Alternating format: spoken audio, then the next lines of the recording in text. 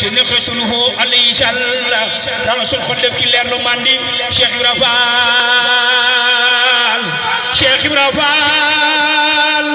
Cheikh Ibra Fall dino yaanu gindi ramu képp kuy jullit jàmbaar nga àggale na mbaji mbër nga bu Bamba doon rasulullahi sarmada bu Bamba doon rasulullahi sarmada ne Ababakar Siddiq rafiqu Ahmada bu du kon yow Bamba réer mu ñàkk àddina ak àllaaxira kenn du jekk boole nga moom toolu yoonu tarbiya waraf na la sat li wajji rabbiya bu du kon yow du gëm Cheikh Bamba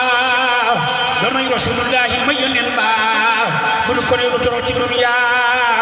ngir dul xam yàlla ba daw yu bon yaa baddilu yërmande xewal ci Sénégal ak jàmm amin ci barke Lamp Fall borom Touba doo wala fan téere bi yàlla ko yàlla sam fi la daari ram war na képp kuy wut yàlla mbaate rasuluhu alayhi sallam daal suñ xol def ci leer nu mandi Cheikh Ibra Fall Cheikh Ibra Fall Cheikh Ibra Fall addina yaanu gindi dañu ko may bu julli wàcc waa këram ba du ci dal waaji ko weddi laa yërëm léppam la yéen wax ci alquran al karim loo ca xamul maandu ci Cheikh Ibrahim lii maa ko wax waaju kër ñaanal ma riddan wa rahmatan una musalma limal téeméeri way man ci ñaar la addiyatu Cheikh Ibrahim lamp mbër la limal téeméeri way man ci ñaar la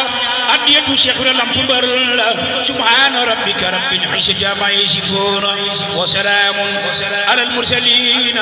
walhamdulillahi rabbil alamin